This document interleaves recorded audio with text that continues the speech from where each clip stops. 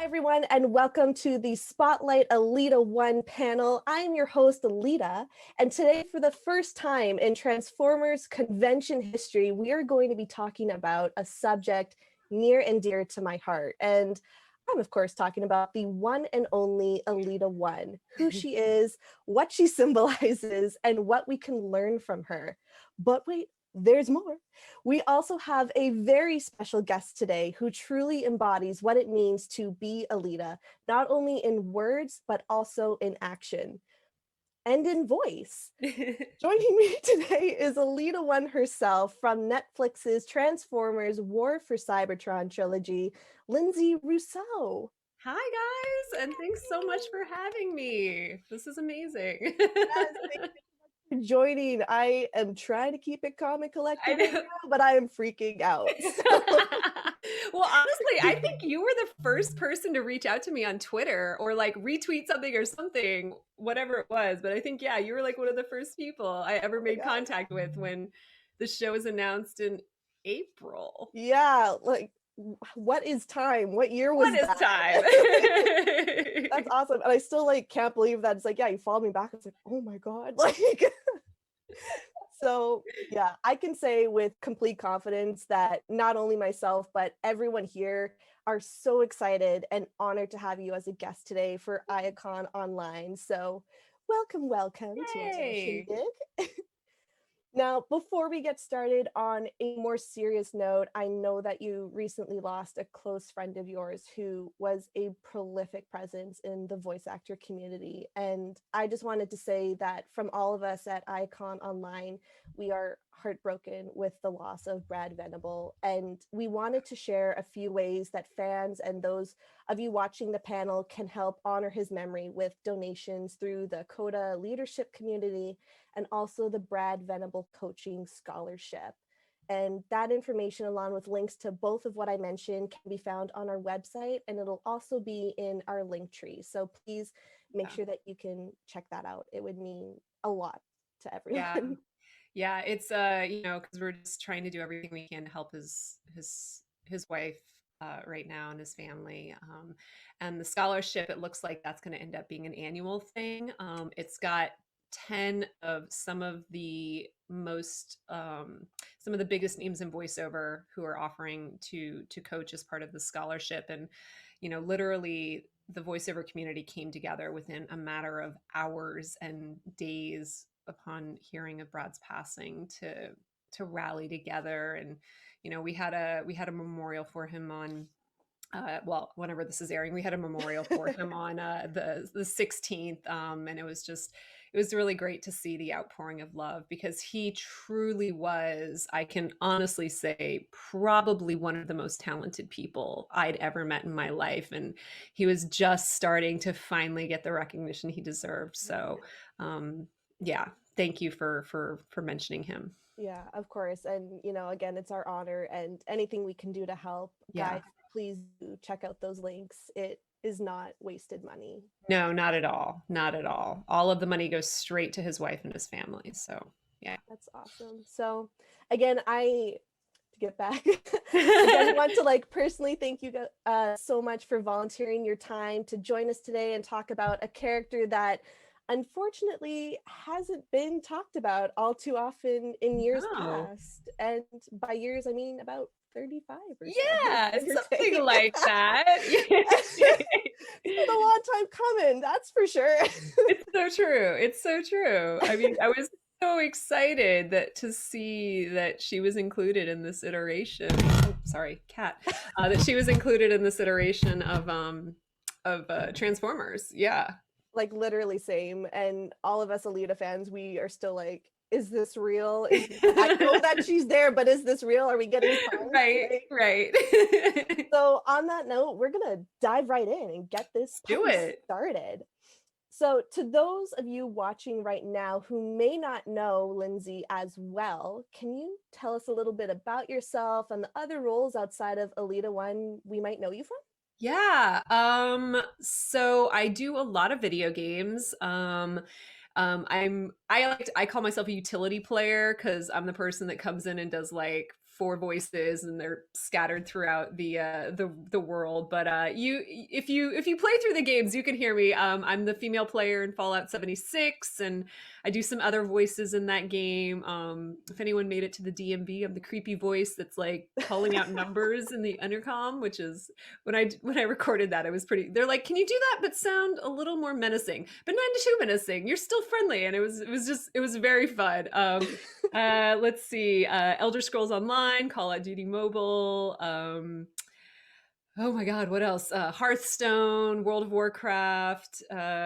Yeah, lots of just I love video games. That's one of the reasons I really loved Transformers War for Cybertron, is because I prefer kind of the grittier, more grounded storytelling, even if it's in a fantastical universe.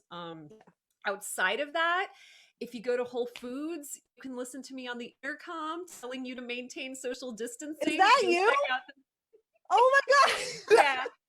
And if you're having trouble with your Disney Plus account and call their helpline, that's me Oh my too. god, I did both of those things like 2 days before I left for Canada. I went to Whole Foods and I had So there you go. problems with Disney Plus. I was like, I gotta watch Mandalorian. So Well, yeah, exactly. So there you go. So yeah, oh my god. we do voiceover covers so many things. It's like, of course, video games and animation are my passion, but you do a lot of other things too. So And I was gonna lead off with, I hope you've been keeping busy during quarantine, but sounds like you've done just that. So, yeah, well, never a dull moment. thankfully with voiceover, I mean, it's still been chaotic because obviously studios have been open and closed, but I have a home studio. Most of us voice actors in the industry, if we didn't already have home studios, they made them real fast. So we've been lucky that we are able to keep working from home. It's not the same, and productions in general have slowed down. So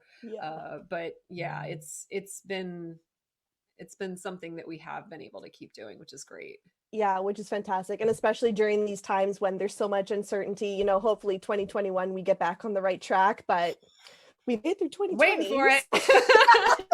What about time? Let's go. I know, right? Like, can we be vaccinated yet? Okay. June? Maybe July? I don't know. All right. So, in keeping with your different roles that you touched Yeah. on, you have been a part of multiple different fandoms and in different forms.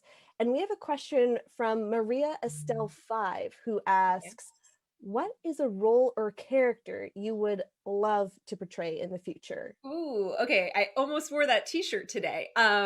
So there's a couple, but one of my big ones that I would love to voice, and this is nothing against the woman who's voicing her now, because she's amazing, but I would love to be Captain Marvel. Because kind of like Elita-1, it's like she's a badass, she's a military veteran. She also, and I've read all the comics, which Oh, God. much better portray her than the movie, but she's a huge Star Wars geek. In the comics, her cat's name is Chewie. So Oh, not Goose. In the comics, her cat's name is Chewie. And like I just remember because when Kelly Sue DeConnick rebooted or not rebooted, but gave us Captain Marvel back in like 2006, I read through all the comics and was just like, oh my gosh, I love her so much. She's amazing. And I just think it would be really cool to have a veteran play a veteran. yes. So she's definitely top of my list. Jane Foster Thor would also be pretty cool. Jessica Jones is a character I absolutely adore as well. She's just a hot mess. Um, but yeah, I love those characters, those female characters that are like strong, but they're also flawed. They have their issues that they're dealing with. Nobody's perfect, and I love it when I see a character like that. So, but and I'm a big Marvel girl. Like I like DC Haven't too, noticed. but I'm a huge Marvel girl. So Marvel, if you're listening, I'm free to play Captain Marvel. Marvel, this is a casting call. You heard it here first. Make Linsay Captain Marvel. Let's go. Uh, So it's funny because you touched on a few other properties that you've been a part of, yeah. and this being a Transformers convention, you Yeah. knew this would be coming. This is from Seth Koos, who asks, Okay. did you have any previous knowledge about did you have any previous knowledge about Transformers prior to getting the role?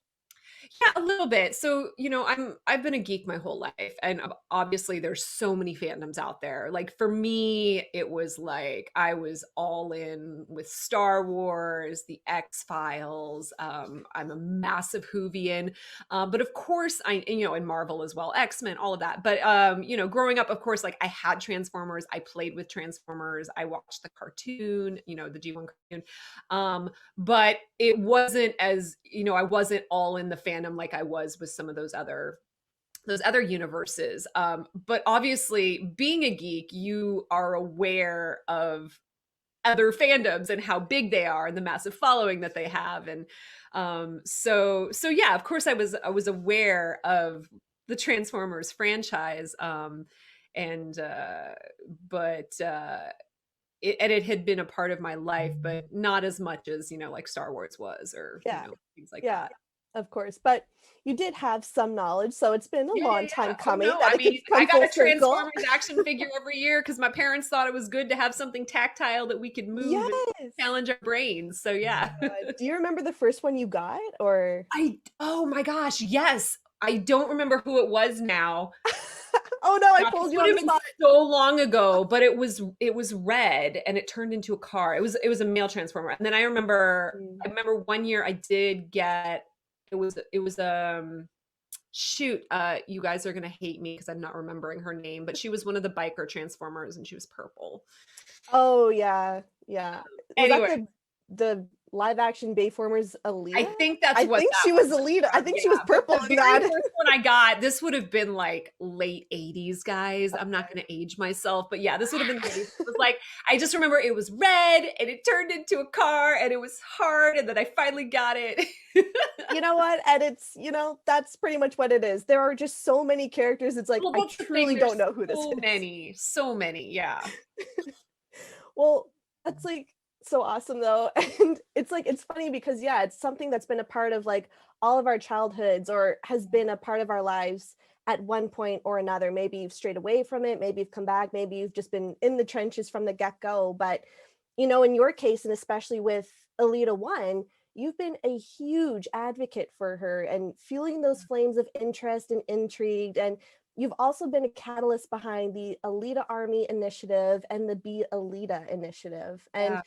for those of you watching who may not know what those are, can you tell us a little bit more about them Yeah. and why you started them? Sure. So again, as a geek, as soon as I realized, because I didn't know when I got the audition, I didn't know what it was for. It was just like, I get so many auditions in a day. I was like, oh, cool, female military character. The names had been changed, everything. And then, like, I literally, because you audition, you forget about it. A few Mhm. months later, I get the call for the callback, and they're like, this is Transformers, you're Elita-1. And I was like, what? And of course started, reading up on her because I'd heard her name, but I didn't really know who she was. And like started looking at the comics, and I was like, oh my gosh, this character is amazing. And so when the show was announced in April, I thought it was really important to because I started getting people reaching out to me on Twitter, like yourself included. And I was like, there is a huge fan base for this character. This is amazing. And especially in a franchise that is so male dominated, I thought it was really important to try and find a way to bring all these fans together. And that's where the Elita Army hashtag came from. My friend Jeff Burns, who is kind of my right hand assistant in a lot of things, we came up with that idea. And then the other thing that's always been really important for me as a woman is that I kept hearing people are like, oh, Transformers is a boy franchise and it's for boys. And I was like, no, stop it. Stop genderizing my fandoms. Like, I hate Yeah. that. And so I was like, this is an amazing character. And I've heard from people who are like, oh, there's just not that many like female characters for like my daughter to watch and get excited about. And I was like, Mhm. oh, but there are. So that's where Be Elita came out, was born from. And that I was like, you know what? Every day I want to tweet about an amazing female character in fandom, if it's video games or animation or comics or, live action TV and film. And at first I was like, oh, maybe I'll have a couple to go for a couple months. Well, we've been doing this daily since April, and Yeah. still going strong. It's like, because, as more stuff comes out, you can mention Yeah. more characters. And I've started, a lot of these are from things I actually watched, and then others I'm just like doing research on, different shows and things that are out there, and finding all these amazing characters, because it's really important for me within the geek community that everybody feels like they are represented within that community. And again, from my generation, we remember what it was like for girls to get made fun of for being geeks and being fans. Like if I brought my Star Wars backpack to school, it's like, Yep. oh, you're a girl, you can't like that. And I'm just like, Yep. stop it. And I obviously extend this to include everyone, like women, boys. Little boys should be able to like little, like female heroes, Yeah. because there's nothing wrong with it. It's like we have women and female identifying people have been watching male superheroes in the movies for years, and like I love a great male superhero.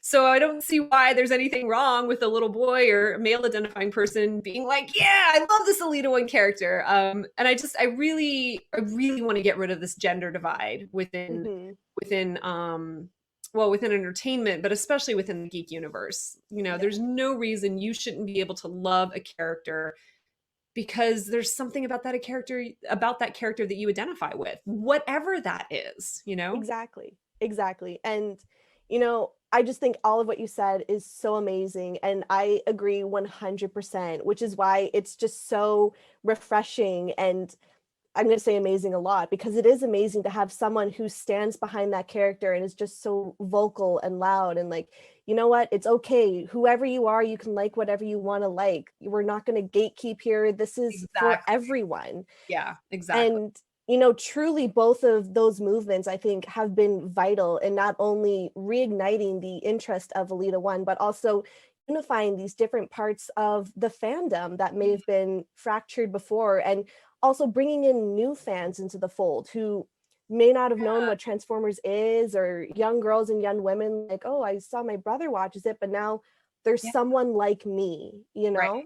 Well, and I know for people who were familiar, like I know I had a lot of people reaching out early on. They were like, "Oh, Alita, it's Prime's love interest and Prime's girl," and I was like, Yeah. "Oh no, no, no!" And now that the show's finally come out, it's like people are able to see, oh, Alita. She's not just like the love interest, which is so Hmm. often in entertainment, like the woman is relegated to the love interest or whatever that is. Yeah. It's like, no, we're finally seeing a fully fleshed out character with her own story arc, who is a leader, who is a commander, who questions the actions of Prime.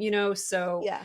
she's moved beyond just the love interest. Oh, exactly. And, I will like come out and say I do really like their relationship, but it's also just Yeah. so invigorating to see her stand on her own 2 feet and Yeah. be this independent, fearless leader of her own accord, which Yeah. we got glimpses of rather in the G1 episode, but she was only conscious for what, like 5 minutes of it. So, Exactly. we relish those 5 minutes, but it's like I Yeah. wish I could have seen more. And now we have that more with War for Cybertron. Yeah. Yeah. Exactly.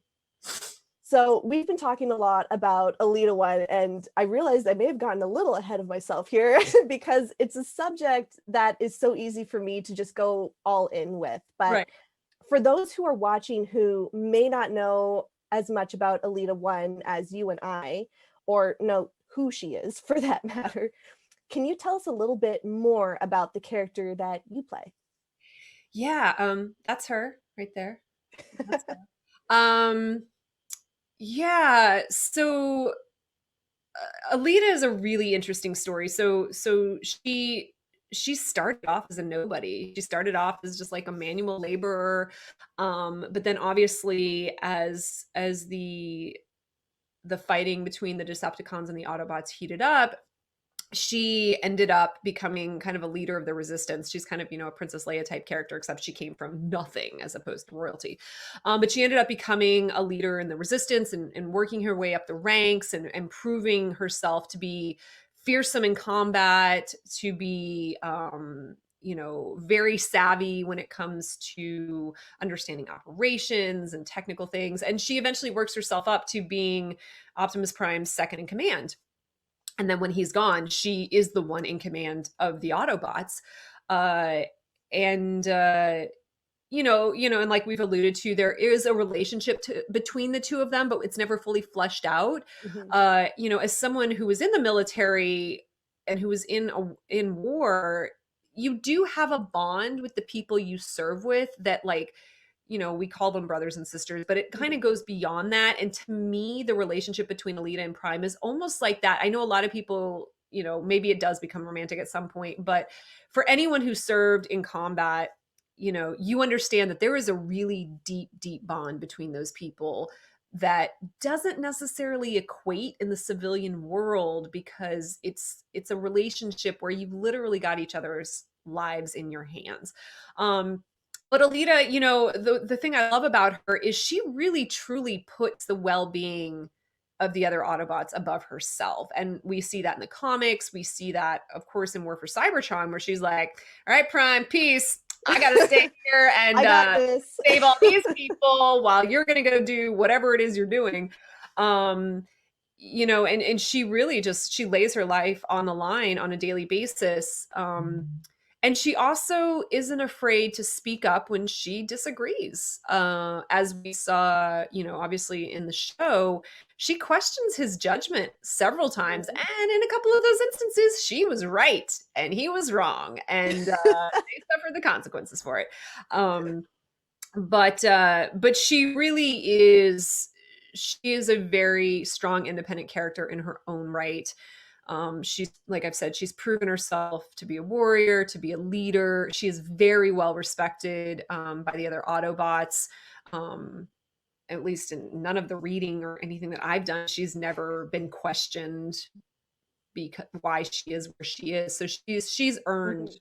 where she is today. Yeah. Yeah, and it's funny that you say that because, as we've alluded to previously, Alita hasn't really been at the front and center of attention in this capacity that War for Cybertron has been ever to date. Yeah. And, Yeah. there's just really not all that much outside of the staple. She's this pink robot, Wonder Woman-esque warrior, military leader, Yeah.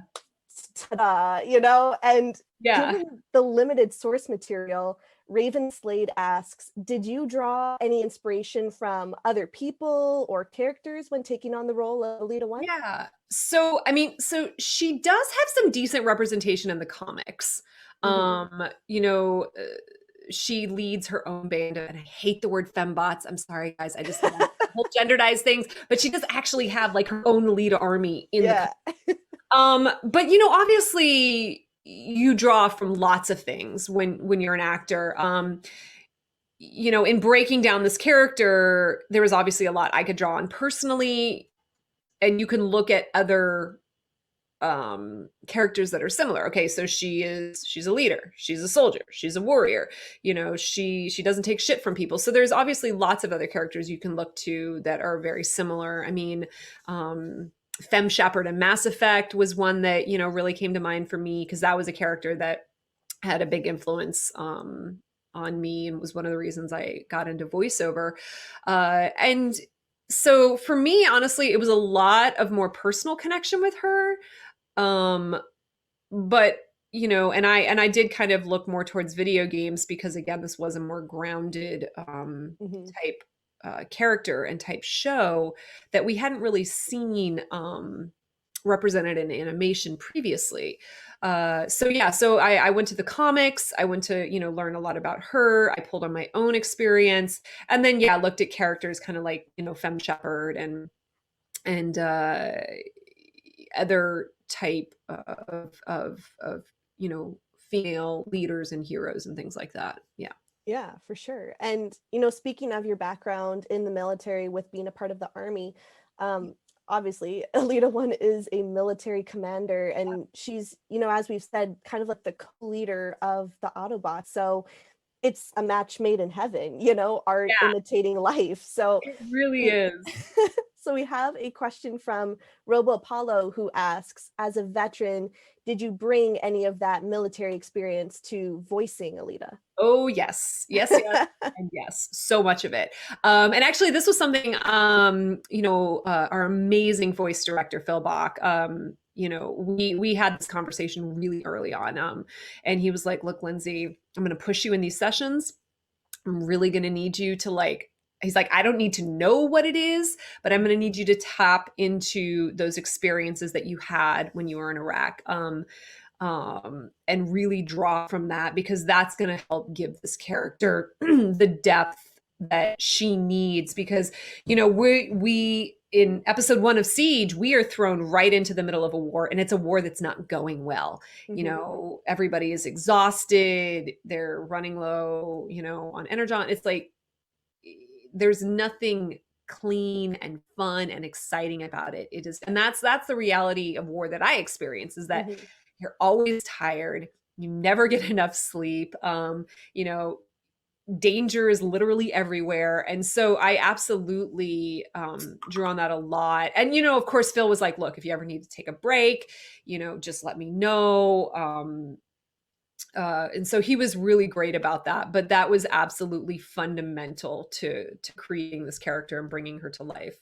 Yeah, exactly. And, kind of what you said, this series is so different from previous series we've seen before. Like, obviously this is a tale as old as time. It's good versus evil. It's a war, Yeah. but it's so easy for those of us who aren't involved in that war aspect in our daily lives. We just look at it like, oh, they're just fighting. But, there's the humor, there's the comedy, there's that levity in it. And in war, I can't speak to it personally. I haven't been in those shoes, but from so many people that I've talked to and I know personally who have been in those situations, it is nothing like that as it's depicted. It's Yeah. very hard, it's very grueling, very tiring. You don't know if you're going to wake up the next day. You haven't talked to your loved ones, and it's taxing. It is that gritty darkness that we don't want to bring the light of to, because it's too sad and too Yeah. depressing.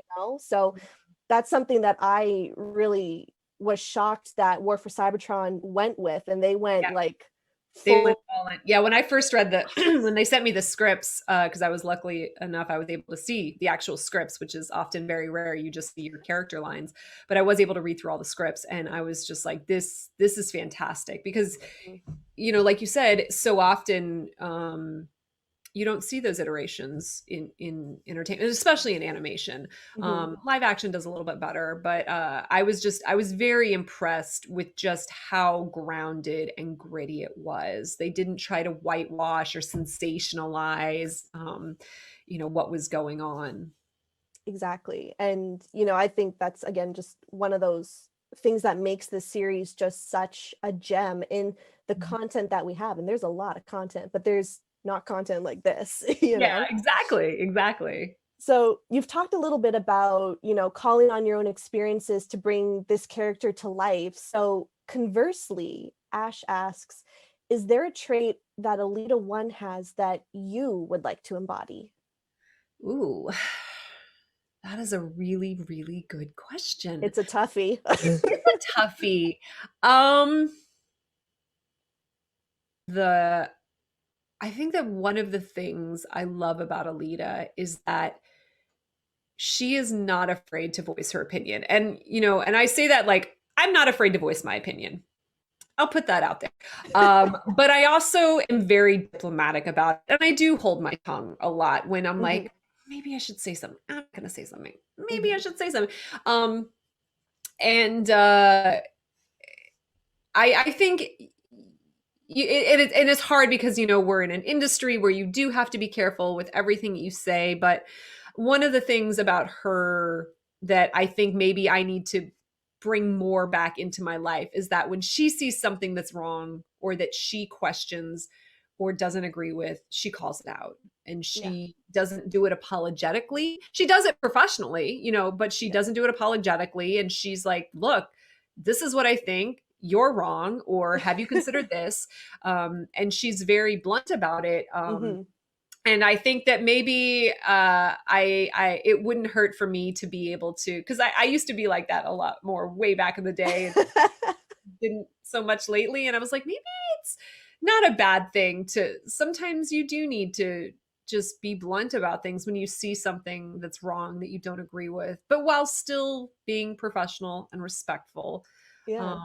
Yeah, Yeah, and it's a really tough line to walk, especially as a it woman, is. It there's is because, yeah, they're like, there's oh, that you're just an addedness. angry feminist, or Yeah. shrill or whatever You're else. emotional. It's Yeah, like, exactly. And that's the thing, Alita does not get emotional about things. I mean, no. okay, so she does have a lot of emotions in the show. She gets Hmm. angry, she gets, she has her tender moments. Hmm. But whenever I see her questioning or anything like that, I don't see her doing it as an emotional reaction. Yes, she might have emotion in how she's delivering, whatever it is she's saying, but there is logic to everything that she's saying. She's not just blindly reacting to things. It's Yeah. not just a knee-jerk reaction. And that's something I think that's really important to also point out, that, this is not her emotions getting the best of her. She's very passionate about what she believes, but she absolutely backs up all those decisions with logic and expertise and her own personal experiences. Exactly. And along with that, I think that you've also shown everyone, those key traits as well, like the strength, the fearlessness, and also the kindness and the compassion, which are all admiring and inspiring the Alita characteristics that Yeah. I think you embody in spades, which again just makes this casting and this character just like so synonymous to me now.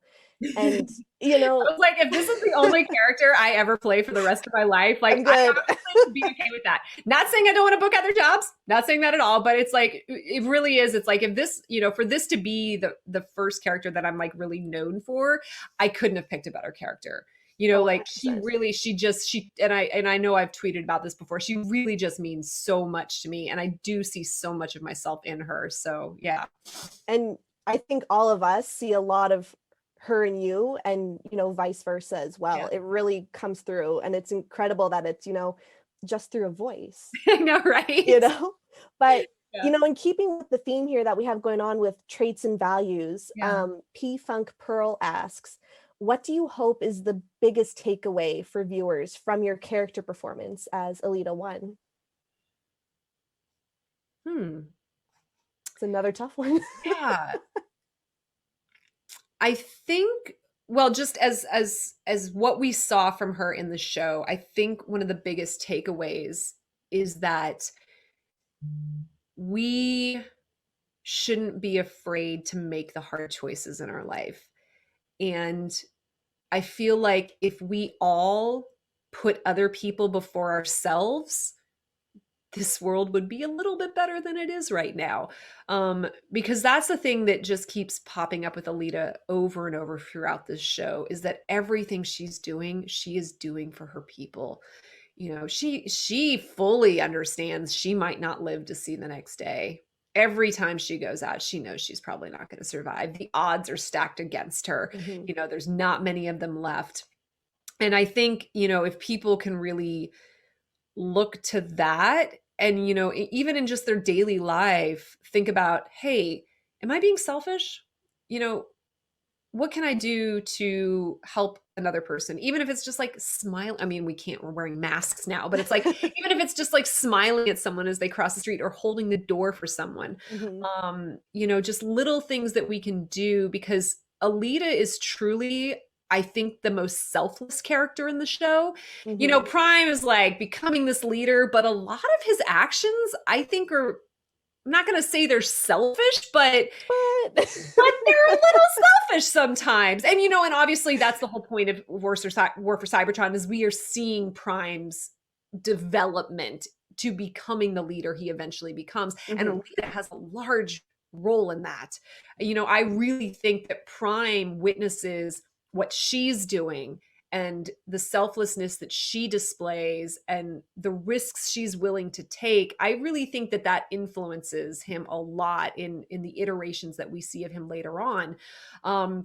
Yeah, and I think, yeah, people could just watch that and think like, man, maybe it's not all about me. Maybe I really should just think about being kind to other people and what I can do to lift other people up. And if I Mhm. see something that's wrong, speak out against it. I mean, geez, we live in a world where like cyberbullying and trolls are a daily thing. And, Mhm. if we can all just stick up for each other and not view each other as threats or competition, or, I think that's a good takeaway, Yeah, that people can take from her representation in this show. exactly. And no words needed. I completely agree Yeah. 100%. So this next little bit might flirt with some spoiler territory. So to all of you watching, if you haven't seen War for Cybertron, first off, what's wrong with you? It's the Secondly, 2-week moratorium is up. That's the whole thing. In geekdom, everyone knows this. It's 2 weeks of it's over. spoiler-free. You Do had what your you want. chance. You had your chance. It's You been had out your since chance. December 30th. So So we'll try not to get into yeah. major plot points or anything, but this is a potential warning because we might, you know? Too bad. So we've talked about Elita's character now for a little while, and more recently we're kind of talking about, that compare and contrast between Elita and Optimus Prime, who, himself has like this remarkable journey as well, and we're seeing him kind of come into his own. But Yeah. he also has that special little thing called the Matrix of Leadership. So, it's been a long time pipe dream of sorts for fans of Elita to take that mantle as Prime. And Joe Sewer 7889 wants to know if you think it would fit Elita if she did become a Prime. I have been saying that. Okay, I don't actually publicly tweet about it, obviously, because it's a balancing act. It's like you Yes. as the performer need to honor what has been presented. Like it is a gift that I was able to play Elita-1, so I'm not going Yes. to sit here and criticize it. We're not Um, going to do anything to take that away that from being us. said, Phil and I have had conversations. I was like, man, I would kill to have an Elita spinoff to address just that issue. Because, man, if any of the other Autobots has proved that they deserve to be a Prime, it is her. No competition. And it's None. like, and again, Optimus wouldn't be who he is without her guidance, without her advice, without her questioning him, without her leadership. I think it would be amazing. And we've never seen a female Prime before. I think it would No. be long overdue and Yeah. rightly deserved to see her as a Prime. I would love to see, a show, and of course I'd love to voice her, where like, hey, Prime leaves Cybertron for However long. however long. It's like, what's going on while he's gone? Well, Alita's there. And he does actually put her in command. It's like, Yeah. so that would be very interesting to me to see her as, a Prime and a leader, and the leader of the Autobots. I think that would be perfect. And she's proven herself. It's not something that's like would just be given to her. Like through everything that's happened, she has proven that she is more than deserving of that. Oh, exactly. So, you heard it here first, folks. Elita Prime 2021. This is our year. We are going Tweet it tweet it Hasbro, out. tweet it Netflix Thursday. Linsay Rousseau, Elita-1 Prime. Yeah, make sure you include Linsay in there. She is our Lita. Elita Prime right here. We already have it cast for you. And hey, we'll write the script too. Like we'll do it. I with the huge fan base that's out there, man, you guys all could absolutely do that. We'll do it. You know what? Look for our GoFundMe page. We'll get it going. I am 100% down. So, it's funny. In a similar vein, in Siege, we were able to see Elita-1 as Optimus's right hand, which, is something that's been alluded to for many years, but now we've seen that really fleshed out and in the thick of it and play on words in their prime. Yeah. And in some cases, she has really taken on that commander role in his stead and is going on now to lead the Autobots on Cybertron while he's away. So my question then is, what do you think would have happened during the war had she been the leader of the Autobots from the get-go, as Megatron alluded to in Earthrise? I've actually been asked that question before, and I think things would have been really different. One of the interesting things that we saw in Siege is that a lot of the decisions that Optimus is making is a direct result of his previous relationship with Megatron. Yeah. Elita obviously has a connection with Megatron, which we do see in Earthrise, Mhm. but not to the extent that Prime does. I mean, so Optimus and Megatron essentially were brothers. I mean, not literally, but like they were, brothers in whatever. I mean, they both are tied to the Mhm. Matrix.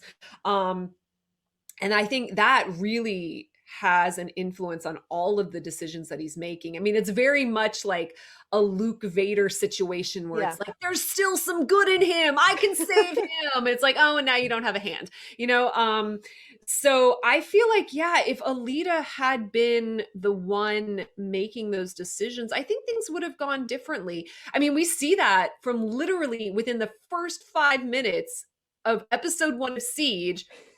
Prime shows up to do this thing. Megatron's there. They're all about to die. And look who saves the day. It's Alita. Flash to the next scene where Alita was like, I told you it was a trap. I told you That it was was a a trap. dumb move, That was a Prime. What trap. did I Why say? did you go there? I told you not to go. Had I not been up there sniping, you would be dead. And so it's things like that where I do think would have had a less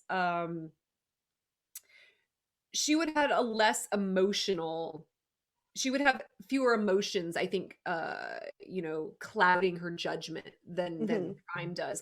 And we see that throughout the show. He keeps referencing to, his how the Megatron he used to know, how Mhm. things used to be.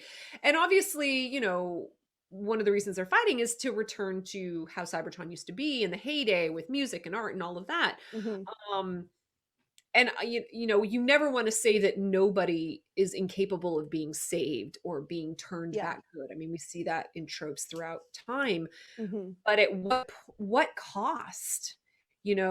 If you're going to keep, I mean, that's what Einstein says, insanity is doing the same thing over and over and expecting a different outcome. And I Mhm. feel kind of like that's what Prime has been doing is he's like, I'm going to go to reach out to Megatron. I'm going to reach out to Megatron. I'm going to convince him. And it's like, no, at what point do you have to say, look at this pile of bodies over here, Yeah. enough is enough?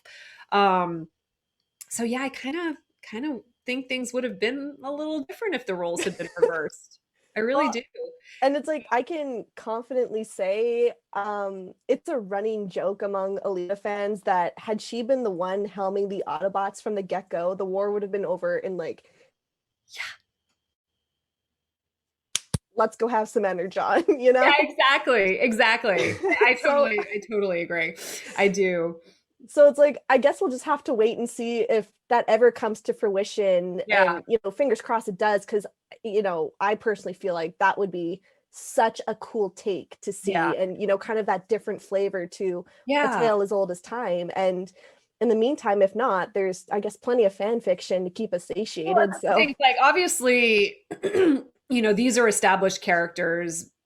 Prime has obviously Optimus is a huge character in the fandom. People love him. It's like, mhm. but it's Transformers. We could have a parallel universe. We could have a different timeline. We could, again, he's not on Cybertron for hundreds, thousands of years in Elite. I mean, there's still ways to do it and still honor the characters that have been created. Exactly. Exactly. Like if Into the Spider-Verse can do it, why can't That's we? a perfect example. Yeah, Into the Spider-Verse. I mean, the DC Arrowverse has done it. Yeah. With the crossover that they had last year. It's like there's lots of it's sci-fi, guys. There's timey wimey. We can figure it out. Oh yeah. Oh yeah. It's easy. Come on. So we'll start another GoFundMe and get that one going too.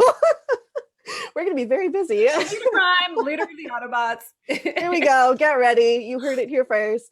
But it's funny, kind of going back to what we were saying earlier about that Elita-1 and Megatron scene in Earthrise. And just anecdotally, it is truly one of my favorite moments from the series thus far. And I'm not going to get much more into it in case there are people watching, because Right. this is something you deserve to watch, going in with blinders. But, you know, it's just something that is so tangible and something, again, that we haven't really been able to see. And it's a real standout for me. So you can see where I'm going with this.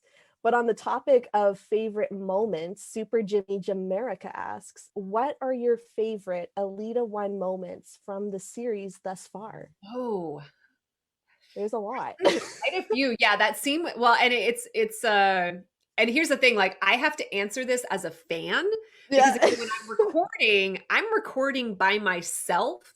I've not heard the other, like, literally, I've got the voice director, like, I'm looking at the script, I'm reading the other person's line, I'm responding to it, and the voice director is giving directions. So it's like, I have no idea what that's gonna look like until the show actually comes out. Um, but yeah, that scene with Megatron was a huge one because it really was like it was like the Emperor Luke moment, the Yeah. Palpatine Luke moment where it's like Yeah. given to the dark side, and Alita's like, no. Mm. So that was an amazing moment. This ended up being in the trailer, but for Siege, that whole scene she has with Optimus, that ends with the line, this isn't the life I wanted for us. Yeah. That's a really tender moment. And I think I'm trying to remember now the story episodes from, I think that's the first time we see her actually get tender. Up Yeah. until then, it's been like badass, badass, Yeah. badass, questioning. And then it's like, oh, this really tender moment comes out, which I Yeah. really like. The final scene of Siege when she is like, go, I got this. And then Yeah. we just see her firing, cut to credits. And I'm like, that was really, and that was actually a scene that we worked that a lot in the booth because it Yeah. was such a pivotal moment Yeah. to, to just be like, okay, you guys go do what you have to do, but I'm staying here. I'm holding the fort. So that was another scene that really stood out to me. Yeah. Yeah. Yeah, 100% agree. And I mean, honestly, I could cop out and say that every Alita moment is my favorite. Like, it's Well, just she has like, when she gets angry at people, and I know yeah. it quickly. I think it was like the first meme from the series was this Oh, the was eye roll. just like I love that so much. And it was so funny because I had friends text me and they're like, Lindsay, did you do motion capture for this? And I was like, no. They're like, because that's your face. And like that eye roll is like, that's you. And I was like, well, when we were recording, they did have reference cameras on us in the booth. So the animators could match our facial features a little Oh, bit. cool. And obviously, I'm not saying anything during that scene, but I'm pretty sure when I was recording that scene, I did that reaction to that line. So I'm like, yeah, that probably is a Lindsay moment, but it's now an Elita moment. It was just something so visceral. It was like it hit right in the heart. It's like, oh yeah, we knew exactly what was Yeah, you're happening just there. like, oh, men. And like, oh, just listen to me for once. But we were kind of talking about that like bittersweet goodbye moment, and it's like I do have to state for the record that that goodbye between Alita and Optimus and Siege was just so beautiful and so bittersweet. Yeah, And I thought Alita just really came into her own there, like you got like that entire arc had all built to this one defining moment for yeah. her. And I'd be remiss, and none of my friends or people who know me online would ever let me live it down if I didn't mention that as well for being one of my top moments for the Absolutely. series. Absolutely. It really is. And it's and like you said, that's when Alita goes from being second in command to being the leader. Hmm. Um, because she just steps up and Yeah, she's all that's left. I mean, she's the Autobots' last hope, essentially. And yeah. because as we established in the series, none of these people are soldiers. They weren't Hmm. that they were doctors, they were miners, they were whatever it was before this. So yeah. Yeah, yeah. And you know what? It's just so incredible. And over the course of our discussion here, we've talked about how Elita-1 is this strong, empowering female character for a laundry list of reasons with characteristics and values that we could go on about for hours. And like full transparency, I definitely have at TFCon. Oops, sorry if those of you have heard my ranting before. But that being said, what do you hope or think Alita inspires for young girls and women who are into Transformers, into this boys toy thing? I mean, if nothing else, I hope that it inspires them to feel like they can see a little of themselves in a show that has been very male dominated and still is very male dominated. Hmm. Um, The other thing I hope it inspires is like, and we keep saying this within the entertainment industry, is that the best way to get your stories out there are to be the ones writing them. So Hmm. it's like, become that writer, become that producer, become that person that is pushing these stories forward, that is giving us more characters like Elita-1.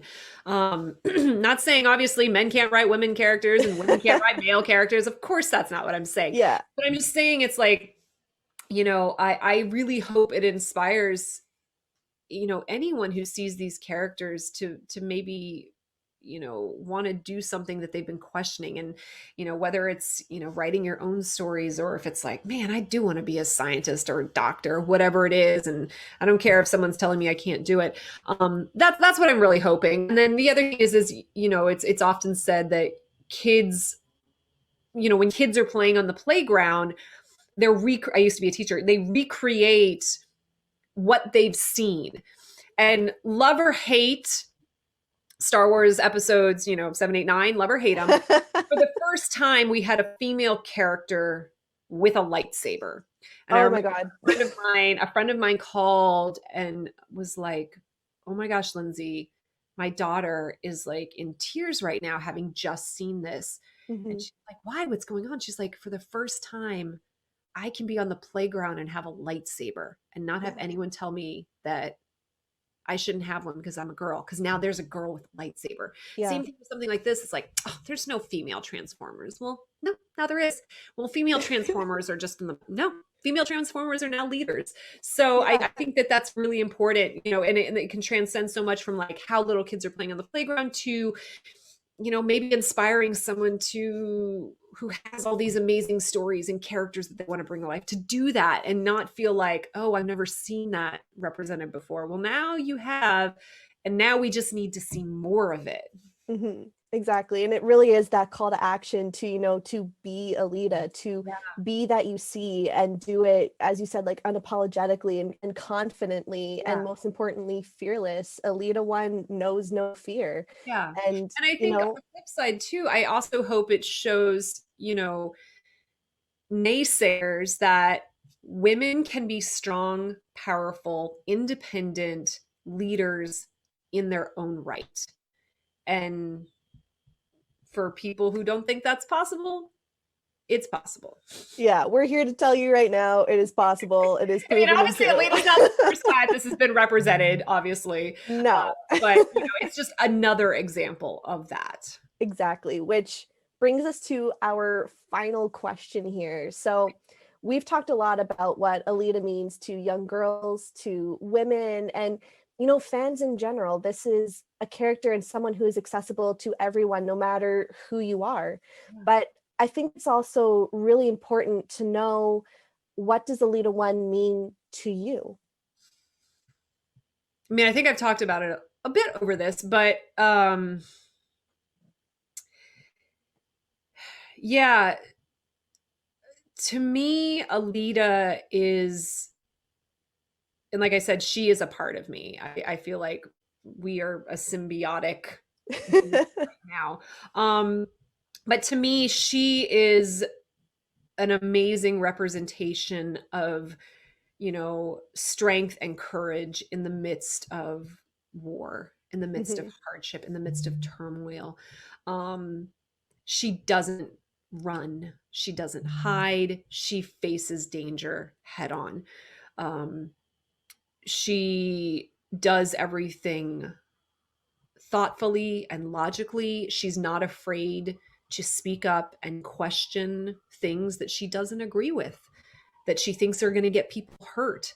Um, in a room of all men, she is not at all intimidated. And she knows mhm, that she has earned her right to be there. And nobody questions that. And she doesn't question that. mhm, Um, and she's also very kind and generous and giving. And that's not a weakness. mhm, No, it's not a female quality. It's actually helps make her the leader that she is because of her love for her fellow Autobots. She is willing to lay her life on the line to save them. Hmm. And I think that she rightly deserves the place that she has earned within, you know, the Autobots leadership, and that they wouldn't be where they were without her. And so that's, yeah, that's what Alita means to me. And, you know, couldn't have said it better myself. So I'll let that resonate.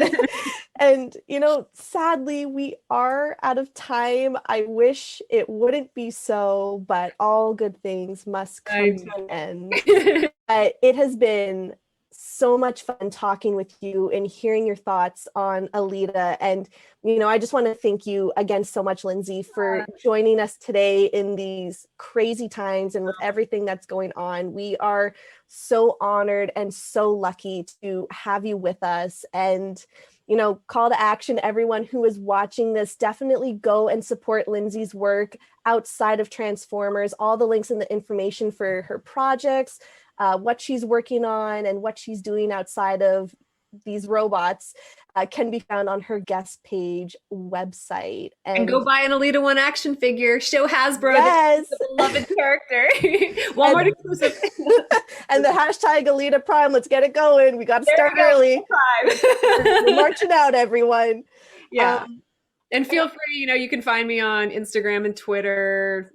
You know, tweet at me. I try to respond to everybody that reaches out to me and tags me. Might take me a little long, but I do try to respond to everybody.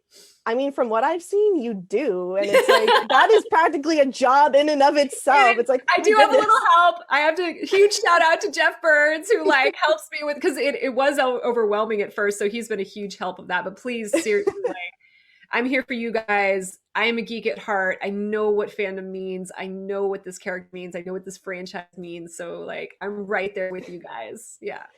And also, fear not, this is not the last you will see of Linsay at Iacon Online. She will also be on Not Just for Boys, celebrating women in Transformers live alongside Transformers Cyberverse screenwriter May Cat and head comic artist for Transformers War Worlds Anna Malkova.